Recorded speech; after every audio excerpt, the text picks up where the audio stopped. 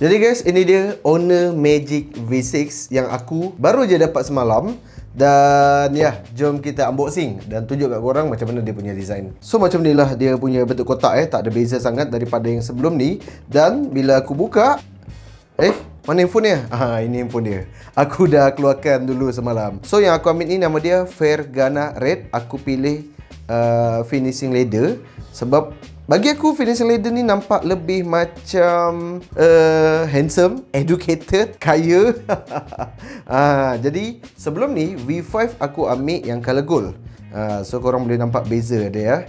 Obviously untuk yang Fergana Red dia lebih tebal sedikit daripada yang V5 yang lama. Tapi sebenarnya korang boleh dapat size yang sama juga kalau korang tak pilih yang finishing leather. Tapi aku pilih untuk yang ambil leather ni. Dan so dekat bahagian body bezel ni, ini ialah aerospace grade material yang mana dia lagi ringan, lagi kuat dan lagi reliable untuk penggunaan sehari-hari kalau korang tak nak handphone ni cepat calar.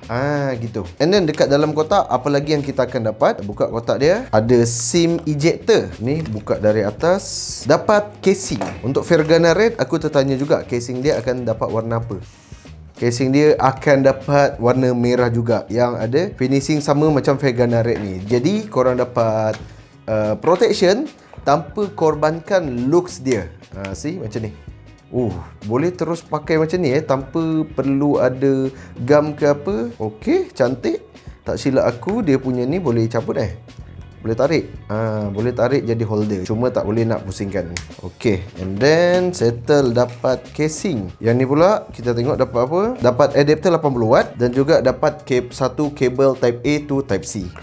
Standard lah, semua tu akan dapat juga. Jadi apa yang specialnya pasal phone ni? So semalam Honor ajak aku datang ke area Skypark dekat Subang untuk test durability dia. Yes, kali ni V5, V4 pun fokus pada durability. Kalau korang ingat lagi, kita masukkan mesin basuh, kita tembak air bertekanan tinggi kan. Semua tu nak tunjukkan durability. Dan kali ni lagi gila. Scene yang korang tengok sekarang ialah Honor Magic V6 dijadikan penghubung antara bagi yang akan tarik pesawat Diamond 42 di belakang ni. Dan korang jangan salah faham dulu. Korang nampak je besi tu macam tu, tapi sebenarnya dia tak bercantum antara yang kiri dan kanan. Dia ada pressure di tengah untuk tarik phone tu dan pressure daripada depan untuk tarik phone ke arah berlawanan. Jadi dekat sini dia nak uji sejauh mana, sekuat mana hinge tu dapat bertahan, tak bengkok, tak rosak, tak patah. Benda ni Honor panggil Super Steel Hinge yang ada kekuatan sehingga 2800 MPa. Yang ni korang search sendiri lah apa benda MPa ni. Tapi aku cukup amazed sebab dia mampu tarik pesawat sekuat tu. Bila dia dah bergerak, makin lama makin kurang lah pressure tu sebab tayar tolong gerakkan.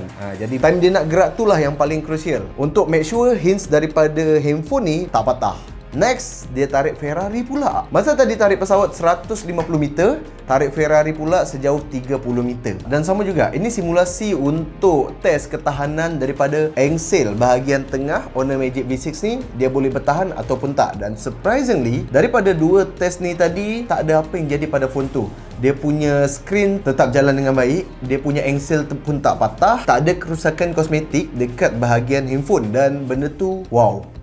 Macam mana satu handphone boleh ada ketahanan macam ni? Dan Honor tak main-main sebab Honor Magic V6 ni, kita tahu phone lipat ni harga mahal. Dia memang spesifik orang je yang first mampu beli, kedua memang nak beli. Sebab kita tahulah harga dia pun mahal juga kan. Jadi kebanyakan orang takut beli handphone boleh lipat ni, macam mana kalau dia patah? Macam mana kalau jatuh sikit skrin dia dah crack? Honor nak tolak semua benda tu. Disebabkan itulah dia bina handphone yang kuat macam ni. Bukan setakat dekat engsel, tapi dekat skrin dia pun sama juga. Yang ni diorang panggil Honor Nano Crystal Shield Screen. Jadi aku ambil lah macam satu sender elektrik yang ada banyak gila kop besi kat atas. Dan dia suruh lah untuk kita try kan. Aku try dekat getah minyak. Korang boleh nampak lah macam mana dia punya kasar tu kan. Kalau korang nampak ada api-api terkeluar sikit disebabkan tajam dia tu. Dan skrin yang aku try ialah the actual screen daripada Honor Magic V6. Tak ada nampak apa langsung, clear dan tak ada cala. Again, I'm impressed. Semua ketahanan skrin ni pun dipanggil Magic Diamond Screen.